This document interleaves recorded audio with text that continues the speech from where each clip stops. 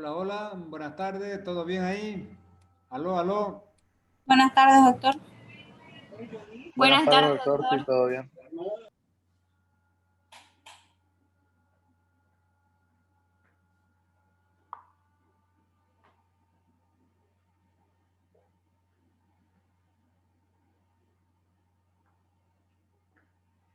Muy bien, puse un poco más de luz, aquí está muy oscuro. Vamos a seguir entonces avanzando porque tenemos todavía dos temitas antes del examen, ¿no es verdad? Es decir, hoy día vamos a ver toxoplasmosis y después vamos a ver cisticercosis y ya con eso ya quedan los temas completados para el segundo parcial. Eh, Muy bien, vamos a poner la diapositiva entonces.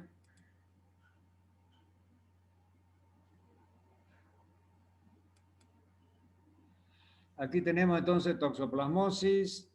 Vamos a dar avance a esa diapositiva. Vamos. Muy bien, toxoplasmosis. Pero qué macana, che. Ahí está toxoplasmosis. Muy bien. Entonces, ¿qué es la toxoplasmosis? La toxoplasmosis es una enfermedad infecciosa ocasionada por un parásito llamado Toxoplasma gondii, dos i al final. Se infectan animales herbívoros, omnívoros o carnívoros, siendo los hospedadores definitivos el gato y otras 6 especies de felinos. La transmisión se da por vía orofecal. La enfermedad es considerada una zoonosis, lo que significa que se puede transmitir desde los animales a los seres humanos. Muy bien, entonces, toxoplasmosis. Según la cadena de transmisión, esta es una zoonosis. ¿Qué eran las zoonosis? Son enfermedades que sufren los animales y la transmiten al hombre. Entonces, en la cadena de transmisión vamos a tener, en el extremo izquierdo vamos a tener el agente etiológico, que es el Toxoplasma gondii. En el extremo derecho vamos a tener el huésped definitivo, que son estas 6 especies de animales, ¿ya? Sobre todo los felinos, el gato. Entonces, a través de la materia fecal del gato vamos a ver. Entonces, al medio queda el huésped intermediario o huésped accidental, que sería el hombre. Entonces, el hombre se infecta accidentalmente al estar en contacto con carne mal cocida de estas especies de animales o materia fecal del gato que tiene como mascota a mucha gente, ¿verdad? Vamos a ver. Toxoplasmosis, epidemiología, dice, es una parasitosis ampliamente distribuida. Se calcula que del 10 al 25% de la población mundial se encuentra infectada. La prevalencia en las diferentes regiones del mundo varía de acuerdo a los factores económicos, sociales y culturales. La infección por Toxoplasma gondii congénita se asocia con mayor riesgo de aborto, muerte fetal y parto prematuro.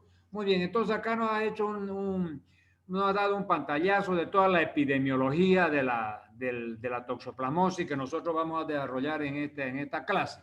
Nos habló de las estadísticas, que del 10 al 25% de la población está infectada, que es más prevalente en las capas de menores ingresos por factores económicos, sociales y culturales. Y bueno, y nos ha descrito al final la forma de toxoplasmosis de congénita, o sea, vertical de la madre al feto, que lo vamos a ver ya en el correr del propio tema. Entonces, epidemiología nuevamente nos ha dicho exactamente lo que nos dijo la diapositiva anterior, que es una infección que a través de la ingesta de los alimentos o aguas contaminadas, de carne cruda insuficientemente cocida, en general de mamíferos que vamos a ver, también puede infectarse por vía digestiva a través del suelo contaminado. Fíjense entonces, ¿quiénes son los que más se infectan de esta enfermedad? Primero los jardineros. Los jardineros, ustedes han visto, están escarbando la tierra, plantando plantas, poniendo abono, etcétera. Y muchas veces esa tierra, porque ustedes saben que los gatos y los animales hacen sobre todo los gatos, sus necesidades fisiológicas en la tierra, en la arena, y después de que hacen, inclusive ustedes han visto que los le echan tierrita encima, ¿no es verdad? Si han tenido un gatito, una mascota y han observado, ese es su modus operandi. Entonces, si usted vive en un departamento y no tiene jardín, no tiene patio con tierra, en esos apartamentos chiquititos generalmente se venden mucho ahora, entonces tiene que ponerle en un recipiente su arenita al gato, a su mascotita, para que haga sus necesidades ahí en la arena. Y después periódicamente sacar esa arenita para limpiarla, qué sé yo, y de esa forma no contaminarse con el Toxoplasma gondii, que es una forma de contagio, ¿no? Entonces, ano, mano, boca prácticamente, ¿no? Transfusión o trasplante de órgano, que es la vía sanguínea, por sangre contaminada en la transfusión de sangre o los trasplantes de órganos, y la transmisión vertical, que es de la madre al feto durante la gravidez. Muy bien, eso lo vamos a volver a repetir. Aquí fíjense, vimos agente etiológico, ahora vamos a ver mecanismos de transmisión y contagio. Primero, consumo de carne infectada cruda o inadecuadamente cocida. O sea, carne, vacuna, bovina, etcétera, de todas esas especies de animales que se pueden contagiar, infectar, si está mal cocida, es decir, y usted la consume, puede infectarse de toxoplasmosis. 2. La ingestión involuntaria de ooquistes de gatos que ha pasado de las heces, de la caja de arena que yo les había dicho, de la tierra, de la agricultura, frutas o verduras sin lavar. Entonces, es otra forma de transmisión. Y la transmisión vertical que hemos visto de la madre al hijo durante la gravidez, durante el embarazo. Y aquí nos han puesto que está muy discutida todavía esta forma de transmisión, que no es muy frecuente, de jeringa contaminada, transfusión de sangre y trasplante de órgano. Pero hay mucho trabajo donde se habla de esa contaminación o de esa transmisión a través de sangre contaminada. Vamos a la siguiente, toxoplasmosis, introducción. Enfermedad infecciosa parasitaria caracterizada por aborto y muerte neonatal, placentitis y encefalitis fetal. Entonces aquí nos está describiendo ya un poco la forma de la transmisión vertical de la madre al feto. Fíjense que después vamos a ver que produce aborto, muerte neonatal, etc. Luego tenemos vías de transmisión nuevamente, la vía oral, ingestión de carne cruda, alimentos contaminados o en contacto con materiales contaminados, potencialmente contaminados. Entonces esa es la transmisión oral. La vía transplacentaria de la madre al feto. Y la vía parenteral, fíjese, muy rara, que era que yo les decía, a través de sangre contaminada, por transfusión, jeringa no descartable y también por trasplante de órgano. Esa es la vía parenteral, o sea, por sangre. La vía transplacentaria es durante el parto y la vía oral es por ingestión de carne cruda contaminada o contaminación por las heces fecales del gato principalmente, que yo les decía. Cuadro clínico. Entonces, ¿cuáles son los síntomas principales de esta enfermedad llamada toxoplasmosis? Fíjense que la descripción del cuadro clínico se clasifica en dos huéspedes. El huésped, estamos hablando del huésped intermediario, que es el hombre. Entonces, cuando el huésped, o sea, el hombre, es inmunocompetente y cuando el huésped, o sea, el hombre, es inmunodeprimido. ¿Qué quiere decir? El huésped inmunocompetente somos la mayoría de las personas. O sea, supóngase, el 90% de los pacientes son inmunocompetentes. O sea, su sistema inmunológico está intacto, está sano. Pero hay un 10% que son huéspedes inmunodeprimidos. ¿Qué quiere decir? O porque tienen alguna enfermedad que le ataca el sistema inmunológico, como el SIDA, por ejemplo. La tuberculosis también ataca el sistema inmunológico, o le han trasplantado órganos y tiene que tomar inmunosupresores, que es una medicación que se le da a los trasplantados para evitar el rechazo del órgano trasplantado. Entonces son huéspedes inmunodeprimidos. Entonces fíjense, en los pacientes inmunocompetentes hay 4 formas clínicas. Asintomática, o sea que no presenta síntomas.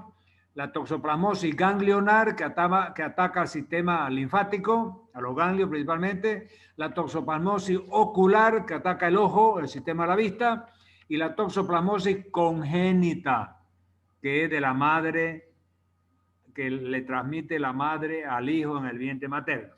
Muy bien. Y en los huéspedes inmunocomprometidos o inmunodeprimidos, se hace por reactivación de un foco, o sea, el paciente tuvo ya un foco antiguo que fue desactivado, o sea, quedó en invernación, quedó dormido y en algún momento se puede reactivar bajo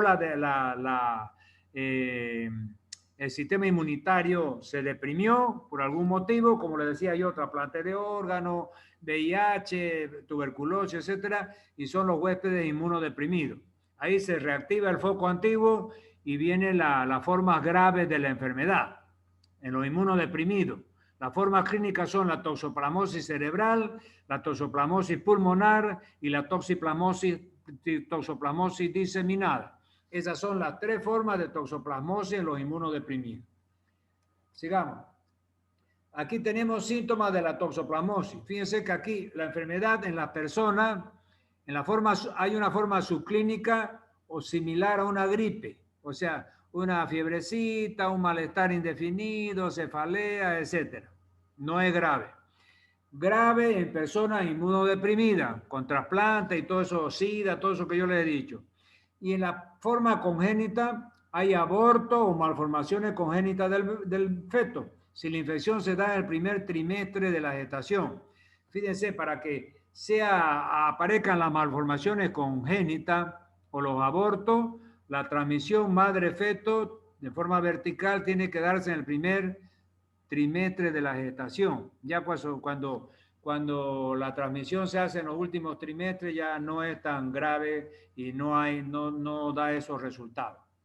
Dice, 50 o 60% de la población se ha infectado alguna vez en su vida y no han mostrado ningún síntoma de la enfermedad. Fíjense que hay un alto porcentaje, pongámosle la mitad de las personas que se infectan pasan asintomáticos y no muestran en ningún momento síntomas de la enfermedad, ¿ya? Y un porcentaje muy bajo es la que se infecta y presenta síntomas.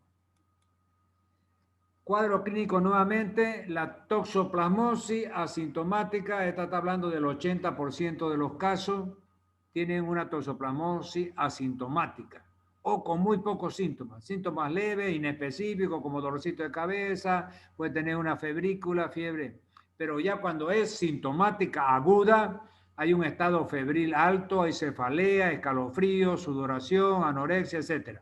Puede aparecer hasta un exantema, o sea, unas manchas en la piel, un dolor en la faringe, tos y expectoración. Entonces, fíjense que las manifestaciones clínicas hay un alto porcentaje que va del 50% más o menos, aquí habla hasta del 80%, y ahora los sintomáticos pueden ser agudo, leve y agudo grave. Entonces, el caso grave hay trastornos gastrointestinales, dolor abdominal, náusea, vómito, diarrea, mialgia, artralgia, encefalitis, miocarditis o hepatitis. Entonces, esas encefalitis, las miocarditis son las que pueden llevar a la muerte a estos pacientes en los casos severos.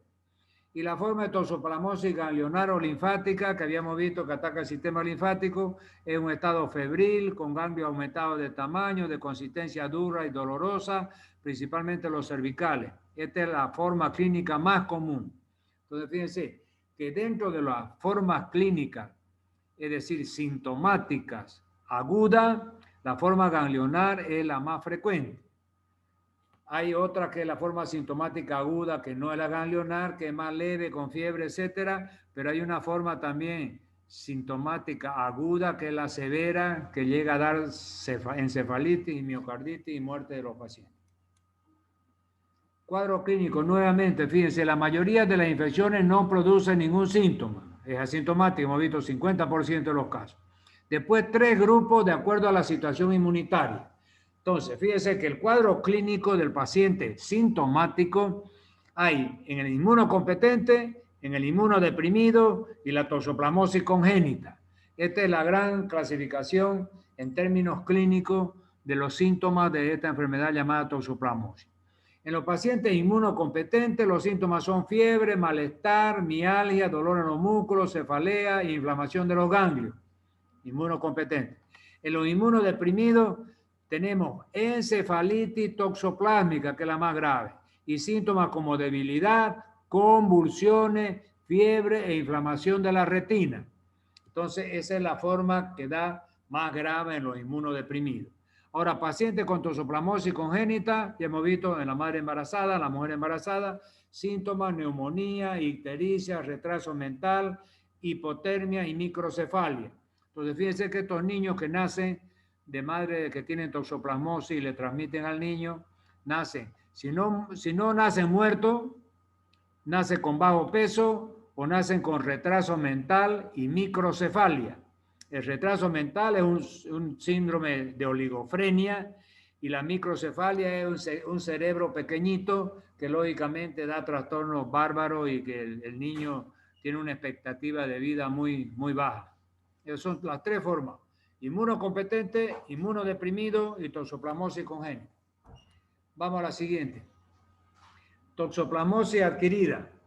La toxoplasmosis adquirida, entonces fíjense que es una repetición. Tenemos la forma sintomática y la forma ganglionar, que eran formas leves de toxoplasmosis. La forma sintomática, una fiebrecita, un malestar inespecífico, cefalea, artralgia, etc. Y la forma ganglionar, donde los ganglios linfáticos aumentan de tamaño, sobre todo en la cadena cervical, son dolorosos, aumentados de tamaño, y esa es la forma de la toxoplasmosis adquirida en su forma ganglionar. Manifestaciones clínicas. Fíjense que nuevamente estamos repitiendo para que se llegue a fijar todas las manifestaciones. Fíjense que la toxoplasmosis congénita se produce en la gestación tras la primoinfección. O sea, es la transmisión de la madre al feto, el primer trimestre de la gestación es la forma más grave. La toxoplasmosis adquirida. Fíjense que aquí es una otra forma de clasificar. Aquí es en congénita y adquirida.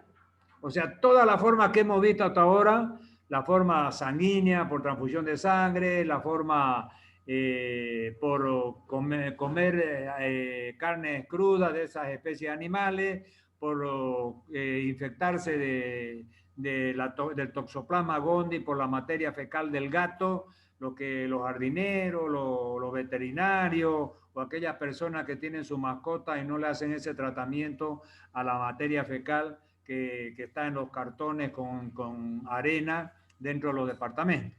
Entonces, toda esa forma llamada adquirida por ingestión de alimentos crudos, por las manos y alimentos contaminados con heces de gato y por la autoinoculación accidental en las transfusiones sanguíneas. Entonces, fíjense, la transmisión sanguínea, la transmisión por alimentos contaminados, o crudos, o por manos contaminadas a través de los alimentos, también por las heces de los gatos, es la forma adquirida de la toxoplasmosis. Y la forma congénita es de la madre al niño. Sigamos. Toxoplasmosis embarazo. La afectación fetal no es constante en la embarazada que ha sufrido una seroconversión, o sea que ha sufrido la toxoplasmosis. O sea, era negativa para la toxoplasmosis y se ha hecho positiva. Entonces, no es 100% que el feto de la mujer embarazada, después de tener una seroconversión, o sea, una infección por toxoplasmosis, puede dar alteraciones en el feto. Hemos visto que las mayores alteraciones se dan cuando la madre embarazada le transmite en el primer trimestre la infección al feto. Nace con toxoplasmosis congénita aproximadamente 3% de los niños de la población mundial. Entonces, fíjense, es bastante bajo el porcentaje de la transmisión vertical de la madre al feto. Generalmente es el 3% de los niños de la población mundial que nacen con toxoplasmosis congénita. A su vez, solo un 20% de los recién nacidos con toxoplasmosis congénita tienen una enfermedad clínica evidente.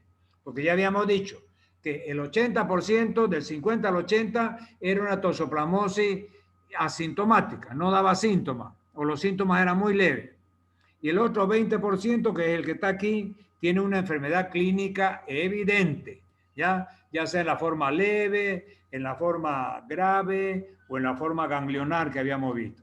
El 80% no presenta manifestaciones clínicas evidentes, pudiendo llegar a manifestaciones hasta varios años después de la infección. Muy bien. Fíjense, aquí tenemos la toxoplasmosis ocular, que habíamos dicho. Fíjense que afecta al nervio óptico. Fíjense que aquí tenemos una figura de la retina. La mácula, o sea, el del nervio óptico, esa manchita blanca que está aquí, ahí se llama mácula. o sea, donde está el tronco del nervio óptico. Y entonces ahí, bien cerca de la mácula del tronco del nervio óptico, tenemos una lesión en la retina. Fíjense, aquí está la retina y esa es producida por la toxoplasmosis ocular. Muy bien, ahora vamos a ver la fórmula ocular. Produce una retinocoroiditis. ¿Qué quiere decir? El toxoplasma gondii destruye la retina, parte de la retina y la coroides. Fíjense que si ustedes se acuerdan de la anatomía del ojo, teníamos la córnea, después teníamos la conjuntiva, teníamos la cámara anterior del ojo, después teníamos la coroides, ¿no es verdad? Y por último, allá atrás está la retina. Muy bien, entonces, la retinocoroiditis que produce la toxoplasmosis ocular, clínica, o sea, ¿qué siente el paciente que tiene una toxoplasmosis ocular? Tiene un dolor ocular, dolor en el ojo, fotofobia, le molesta la luz, hay lagrimeo permanente y hay una visión borrosa. Las lesiones necróticas que destruyen la arquitectura de la retina y la coroide, que se ve aquí en la figura, y la localización más frecuente es en el polo ocular posterior. Si ustedes saben que el globo ocular es redondo, entonces está el polo ocular anterior, ¿no es verdad? Y está el polo ocular posterior, allá donde nace el nervio óptico. Entonces, lo que más ataca es la parte del polo ocular posterior, donde está la retina. Muy bien, sigamos. Diagnóstico. Entonces, fíjense que para diagnosticar la toxoplasmosis hay que, es decir, objetivar 4 elementos. Se puede hacer mediante el aislamiento del protozoo, que es el Toxoplasma gondii, mediante la identificación del Toxoplasma gondii en los tejidos, mediante la individualización o la presencia de los antígenos y de los anticuerpos antitoxoplasma en el huésped, y por confirmación histológica, que esto ya sería una biopsia, ¿no? Confirmación histológica es la biopsia. Presencia de anticuerpos, exámenes para ver los anticuerpos. Identificar el toxoplasma en los tejidos y aislar el protozoo en los tejidos a través de cultivo, ¿no? ¿Cuáles son las pruebas que van a las que se refiere estos 4 tipos de diagnóstico? Primero tenemos la prueba de Sabin, se pronuncia Sabin-Feldman. Esa es la primera prueba que se hace en el paciente que sospecha de toxoplasmosis. Después hay una prueba de fijación del complemento, que se puede hacer también. Puede ser que uno haga, por ejemplo, si en la Sabin-Feldman no le da positivo, entonces le hace la otra, la fijación de complemento. Si después de esas 2 no da positivo, le hace una prueba de hemaglutinación.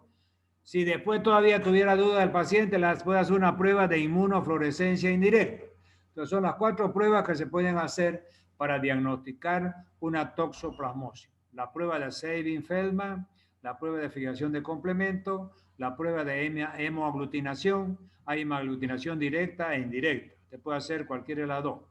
Prueba de inmunofluorescencia indirecta. La inmunofluorescencia también puede haber indirecta y directa. En este caso se hace la indirecta, ¿no? Sigamos. Diagnóstico de recién nacido. Fíjense que el diagnóstico de la toxoplasmosis en recién nacido es un poquito más complicado. Y las pruebas que, fíjense que al diagnóstico radiológico usted le hace una radiografía de cráneo y se ve un cráneo grande, agrandado, hidrocefalia.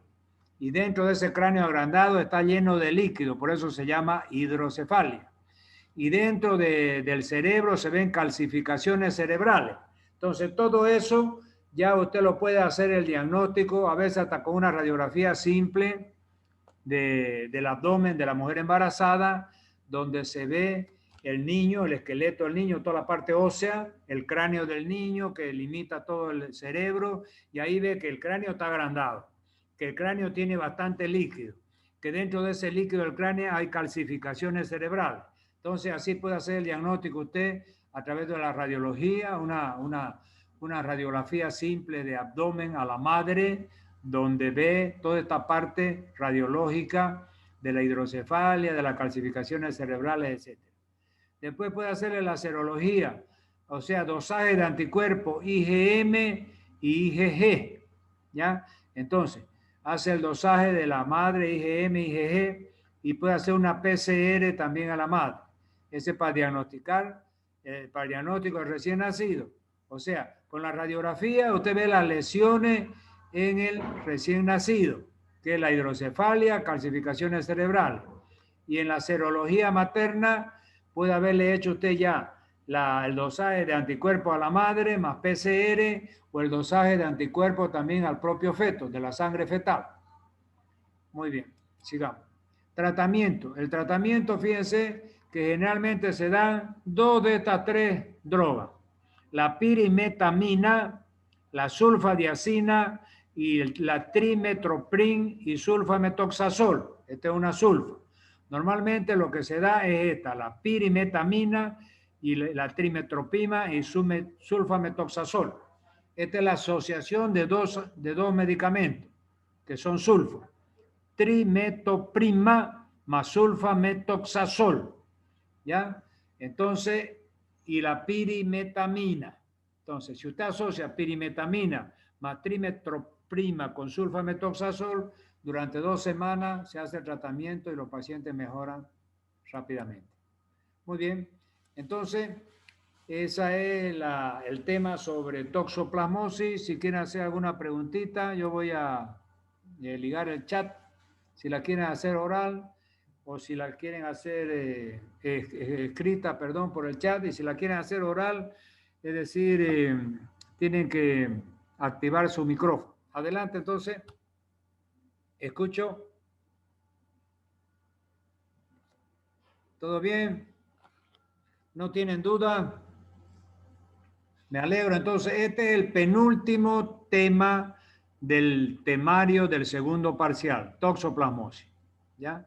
Entonces, nosotros mañana, me estaba olvidando de mañana nos vamos a las 11:30, ya está marcado ahí, ya está programado en Zoom. Ustedes han debido recibir ya la invitación por el WhatsApp. Entonces, mañana a las 11:30 damos el último tema, que es cisticercosis. Y con eso tendríamos todo el temario que va a entrar en el segundo parcial, que va a ser el día viernes 11 del 11 del 2020, a las 11 de la mañana, ¿no es verdad? Doctor, ¿no es el 20? ¿Ah? Es el 20, viernes 20. Sí, el 11 del 11 ya pasó, fue ayer que le tomé farmacología a mi alumno. Tiene razón, es 11 del 11 del 2020. A las 10 de la mañana está ya el cuestionario ya listito ahí en la plataforma para que ustedes entren en ese horario y ese día a dar su examen, ¿no? Y mañana vamos a terminar con el temario, entonces van a tener casi una semana prácticamente del día viernes, ahora 20 al día viernes 27, que van a poder estudiar y no va a haber clase, por supuesto, el jueves, porque ustedes tienen que dar el examen y prepararse bien. ¿Ok? Entonces nos vemos mañana. Si no hay preguntas para toxoplasmosis, nos veríamos mañana a las 11:30 en el tema de cisticercosis. ¿Está ok? ¿No hay preguntas entonces? A ver, Zulema, adelante. Zulema Janco, ¿quiere hacer pregunta o no? Porque ¿No hay? No, doctor. Ah, ya. Ok, entonces quedamos así. Cuídense, un abrazo, nos vemos mañana. Mañana, doctor, gracias. Hasta luego, gracias. Chao, un abrazo. ¿Ah?